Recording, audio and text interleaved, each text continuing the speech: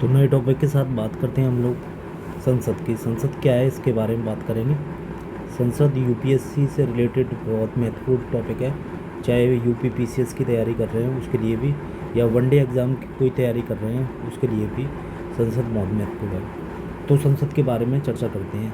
संसद क्या है, संसद का गठन कैसे होता है। तो संसद यानी कि पार्लियामेंट, संसद, तो ये सर्वोच्च विधायी निकाय है। पहली बात तो सर्वोच्च विधायी निकाय है संसद, ठीक। तो ये संसद जो होती है वो संसद केंद्र सरकार का संसद केंद्र सरकार का विधायी अंग है, पहली बात। एक बात नंबर 2, और भारत का सर्वोच्च विधायी निकाय है। भारत का सर्वोच्च विधायी निकाय है। और क्या है, नंबर 3, यह सरकार के संसदीय स्वरूप की बात करता है। यह सरकार के संसदीय स्वरूप की बात करता है। तो जो सरकार का संसदीय स्वरूप होता है उसको परीक्षा में कई बार पूछा गया, उसको क्या नाम बोलते हैं, उसको वेस्टमिंस्टर मॉडल बोलते हैं। जो सरकार का संसदीय रूप है उसको वेस्टमिंस्टर मॉडल बोलते हैं। उसको अपनाने के कारण, वेस्टमिंस्टर मॉडल को अपनाने के कारण भारतीय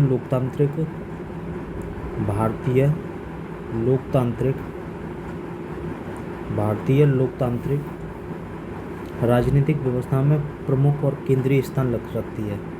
लोकतांत्रिक व्यवस्था में महत्वपूर्ण स्थान रखती है, ठीक। अगला जो इसकी बात कर ले रहे हैं नंबर 4 पॉइंट की, संसद की। तो पहली जो संसद हुई थी, पहली संसद का गठन हुआ था भारत के संविधान में। भारत के नए संविधान में, जो भारत का जब संविधान बना था तो भारत के नए संविधान के तहत पहले आम चुनाव हुए थे। तो वो पहले आम चुनाव 1951 और 52 में हुए थे, पहले आम चुनाव। तो उसके दौरान हुआ था इसका गठन, पहली संसद का 1951 और 52 के चुनाव के दौरान हुआ था। तो और पहली निर्वाचित संसद जो अस्तित्व में आई थी वो 1952 में आई थी, ठीक। अच्छा, और एक और महत्वपूर्ण बात है नंबर 5 की, कि संवैधानिक प्रावधान भी है संसद का, संवैधानिक प्रावधान भी है भारतीय संसद का। तो इसका मतलब ये है कि संवैधानिक प्रावधान का कि संविधान में इसका जिक्र किया गया है। जैसे भाग 5 में संविधान के बारे में, संसद के बारे में है, और आर्टिकल 79 से 122 यानी कि 79 से 122 आर्टिकल के बीच में संवैधानिक रूप से संसद के बारे में चर्चा है कि संसद कहाँ से कहाँ है। इसमें संसद का गठन की बात करी गई है, और संसद के गठन के बाद संरचना की बात की गई है, कैसी संरचना होगी। उसके बाद संरचना के बाद इसकी अवधि की बात की गई है। अवधि के बाद इसकी अधिकारियों की बात की गई है, ठीक है। इसके बाद प्रक्रियाओं की बात की गई है। ये 79 आर्टिकल से लेके 122 तक बात है। प्रक्रियाओं की बात की गई है। संसद के क्या विशेष अधिकार होंगे, इसकी बात की गई है, विशेषाधिकारों की, और शक्तियों की बात की गई है। संसद की क्या शक्तियाँ होंगी उसकी बात की गई है। तो ये संसद के विषय में ये चर्चा की गई है, ठीक है। नेक्स्ट, अगर संसद के अंग की बात करें तो संसद के जो है अंग क्या होते हैं वो बात कर ले रहे हैं। संसद के अंग, संसद के अंग में राज्यसभा हो गई, लोकसभा हो गई, और राष्ट्रपति, ये 3 अंग होते हैं संसद के, ठीक है। लोकसभा हो गई, लोकसभा, राज्यसभा, ये संसद के अंगों में, और राष्ट्रपति। तो सबसे पहले बात कर रहे हैं लोकसभा की, कि लोकसभा के बारे में क्या है।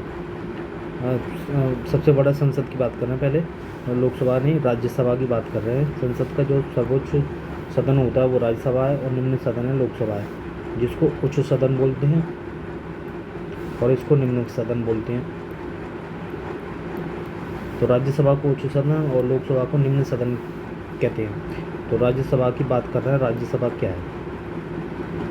राज्यसभा, इसको राज्यों की परिषद के नाम से भी जानते हैं। राज्यों की जो परिषद है राज्यसभा के नाम से जानी जाती है। इसमें क्या है कि यह जो है उच्च सदन कहलाता है। पहली बात तो इसको सेकंड हाउस भी बोलते हैं या द्वितीय सदन भी कहते हैं। पहली बात तो उसको उच्च सदन और द्वितीय सदन है।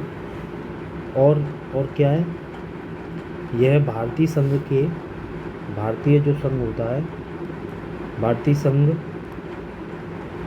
और केंद्र शासित प्रदेशों से मिलकर बना है। और केंद्र शासित जो प्रदेश हैं, शासित प्रदेशों का प्रतिनिधित्व करता है। केंद्र शासित प्रदेशों का प्रतिनिधित्व करता है कौन? राज्यसभा। दूसरी बात नंबर 2 में, राज्यसभा को स्थायी सदन कहते हैं। राज्यसभा जो होती है, राज्यसभा को स्थायी सदन बोलते हैं, स्थायी सदन कहते हैं। क्योंकि यह कभी पूरी तरह से, ऐसा क्यों कहते हैं? क्योंकि यह कभी भी पूरी तरह से भंग नहीं होती। पहली बात, पूरी तरह से भंग नहीं होती, इसलिए नहीं होती, इसलिए उसको स्थायी सदन कहते हैं। और क्या है, और ये बात है कि भारतीय संविधान की जो अनुसूची है, भारतीय संविधान की अनुसूची है, अनुसूची नंबर 4, चौथी अनुसूची है, उसमें राज्यों, केंद्र शासित प्रदेशों, उसमें राज्यों के लिए और केंद्र शासित प्रदेशों के लिए,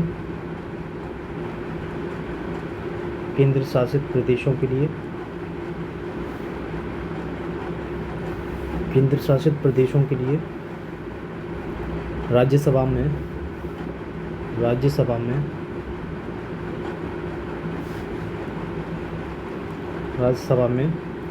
सीटों के आवंटन से रिलेटेड है। यानी सीटों का कैसे बंटवारा हुआ है वो आवंटन से रिलेटेड यानी संबंधित है। अनुसूची 4, ठीक। और क्या है, और बात कर लेना। और क्या है, इसकी संरचना के बारे में बात करते हैं। इसकी संरचना कैसी है उस पर बात कर रहे हैं। संसद की जो संरचना है उस पर बात कर ले रहे हैं कि इस आखिर में संसद की क्या संरचना है, ठीक है। तो संसद की संरचना से रिलेटेड बात कर ले रहे हैं। तो इसकी जो संरचना में महत्वपूर्ण बात है वह यह है कि जो राज्यसभा है उसमें कितने सदस्य हैं। सबसे पहले तो इसमें सदस्यों की जो संख्या है वो 250 है, जिसको अधिकतम सदस्य बोलते हैं। अधिकतम सदस्यों की जो संख्या है वो 250 है, जिसमें 238 राज्यों से लिए गए हैं, 238 राज्यों से लिए गए हैं और प्लस केंद्र शासित प्रदेशों से लिए गए हैं। तो राज्य और केंद्र शासित प्रदेशों से जो संख्या है वो 238 है। उसके बाद और ये जो चुने जाते हैं ये अप्रत्यक्ष रूप से चुने जाते हैं। इनका जो चुनाव होता है वो अप्रत्यक्ष रूप से होता है। उसके बाद जो 12 सदस्य हैं, टोटल 12, इसको मिला के 250 होते हैं। तो 12 जो सदस्य हैं उनको राष्ट्रपति मनोनीत करता है, राष्ट्रपति द्वारा मनोनीत किए जाते हैं 12 सदस्य। अच्छा, नेक्स्ट जो बात कर लेते हैं प्रतिनिधि और प्रतिनिधियों का चुनाव कैसे होता है इसकी बात कर ले रहे हैं। जो प्रतिनिधियों का चुनाव कैसे होता है, चुनाव ऐसे होता है कि राज्यों के प्रतिनिधियों का चुनाव राज्य की विधानसभाओं के सदस्यों से होता है। राज्यों के प्रतिनिधियों का चुनाव राज्यों की विधानसभाओं से होता है।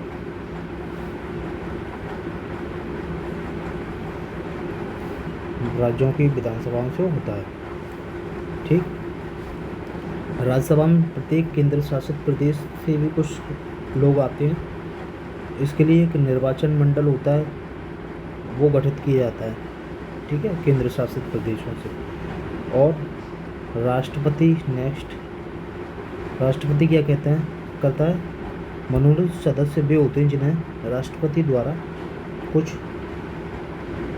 यानी कि 12 लोग हुए हैं, 12 सदस्य हैं राज्यसभा के, वो उनको मनोनीत किया जाता है जो कुछ विशेषज्ञ होते हैं। वो विशेषज्ञ किन किन विषयों के होंगे, कला, साहित्य, कला का हो गया, कोई साहित्य का हो गया। ठीक है, जैसे कि कुछ एक्टर उसमें सम्मिलित किए जाते हैं, जैसे जया बच्चन है, रेखा है, ऐसे लोग। साहित्य से भी रिलेटेड कुछ होते हैं, कुछ विज्ञान से रिलेटेड होते हैं विशेषज्ञ, और समाज सेवा से रिलेटेड, जिनको राष्ट्रपति क्या कहता है, जिनको विशेष ज्ञान है, विशेष नॉलेज है, उनको मनोनीत करता है। या व्यवहारिक रूप से, या व्यावहारिक अनुभव के आधार पे भी उनको मनोनीत करते हैं राष्ट्रपति। ये इसका संरचना हो गई संसद की। ठीक। और इसके पीछे ये तर्क माना गया है कि ऐसे लोगों के लिए क्यों रखा जा रहा है। ये तर्क माना गया है कि बिना चुनाव हुए प्रतिष्ठित व्यक्तियों को सदन में कैसे जगह दी जाए। तो बिना चुनाव के, बिना राजनीति में जो लोग नहीं हैं, बिना राजनीति के ऐसे लोगों को जो प्रतिष्ठित हैं, जिन्हें स्पेशल नॉलेज है, उनको कैसे शामिल किया जाए, इसलिए ये इसमें रखा गया है। अच्छा, इसके कार्य क्या हैं, राज्यसभा के जो कार्य हैं उसकी बात कर ले रहे हैं। कार्य क्या क्या हैं। तो सबसे महत्वपूर्ण काम है कि लोकसभा द्वारा किए गए कानूनों की समीक्षा करने, उन्हें बदलने में राज्यसभा की महत्वपूर्ण भूमिका होती है। पहली बात तो लोकसभा जो कानून बनाती है, अगर लोकसभा ने कोई कानून बनाया तो उसकी समीक्षा फिर कौन करेगा अगर कोई संसद ना हो। तो राज्यसभा का काम है, राज्यसभा का ये कार्य है कि लोकसभा द्वारा जो बनाए गए कानून हैं उनकी समीक्षा करे। समीक्षा करने का काम महत्वपूर्ण काम है, सबसे महत्वपूर्ण काम है यही। ठीक है, कानूनों की समीक्षा करना। अच्छा, और दूसरा काम क्या है, यह कानून बनाने की भी प्रक्रिया शुरू कर सकती है। कोई संसद में बिल भी पारित किया जा सकता है स्वतः राज्यसभा में, तो ये कानून बनाने की प्रक्रिया शुरू कर सकती है। और कानून बनाने के लिए राज्यसभा से एक विधेयक पारित करने की आवश्यकता होती है। तो कानून भी बनाया जा सकता है कोई राज्यसभा से, ये इसके कार्य हैं। ठीक है। अच्छा, शक्ति क्या है इसकी, शक्ति की बात करें तो राज्यसभा से संबंधित मामले जो होते हैं, राज्यसभा से संबंधित जो मामले होते हैं, राज्यों को प्रतिनिधित्व प्रदान करती है राज्यसभा। राज्यों को प्रतिनिधित्व प्रदान करती है। क्यों? जो जितना बड़ा राज्य होता है उसके पास उतनी सीटों की संख्या होती है, इसीलिए राज्यसभा में राज्यों को प्रभावित करने वाले, इसलिए राज्यसभा में जो राज्यों को अगर कोई कानून प्रभावित करता है, राज्यों को प्रभावित करने वाले कानूनों को किसी में मामले की सहमति आवश्यक होती है और अनुमोदन उसके पास भेजा जाता है। अगर कोई कानून बन रहा है तो वो राज्यसभा से ही पास होगा तभी वो कानून बनेगा। तो इसलिए, और इसका ये पावर है इसकी। दूसरी पावर ये है कि यह केंद्रीय संसद किसी मामले को, यदि केंद्रीय संसद जो होती है, यदि केंद्रीय संसद किसी मामले को, यदि केंद्रीय संसद किसी मामले को राज्य सूची से हटाना चाहे, राज्य सूची से हटाना चाहे या स्थानांतरित करना चाहे,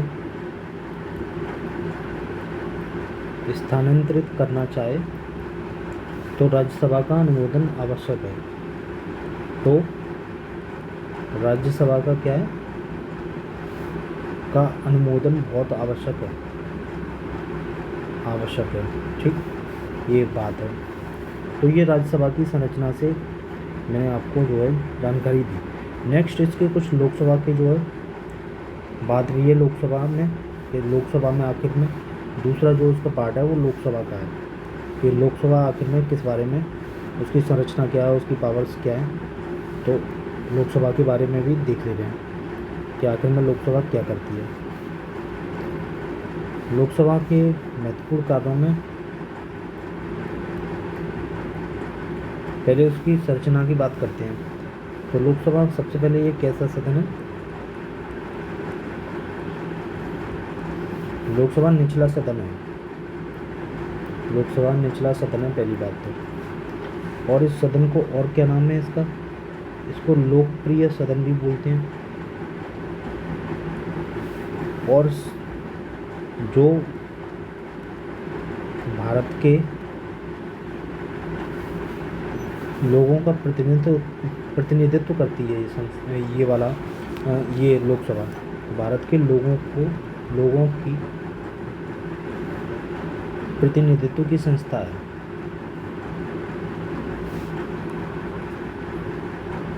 ठीक है, यह सदन है।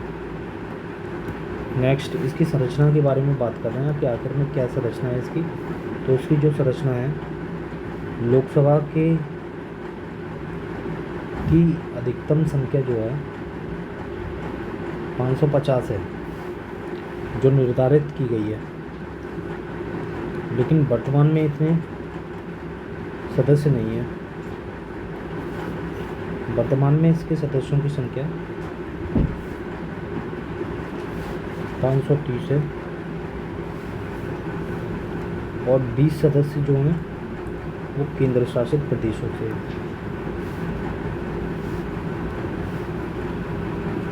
वर्तमान में लोकसभा में जो सदस्य संख्या है वर्तमान में वो 543 हैं, जिसमें 530 हैं राज्यों से और 13 केंद्र शासित प्रदेशों के हैं। तो इस तरीके से ये 543 सदस्य हैं। ठीक, तो इसमें नेक्स्ट मैं आगे बात करूँगा, तब तक के लिए इतना काफ़ी है। तो आप ये वीडियो को एंजॉय करो, अपनी तैयारी को और मजबूत करो, कमेंट करो, चैनल को सब्सक्राइब करो। फिर नेक्स्ट वीडियो में मिलते हैं।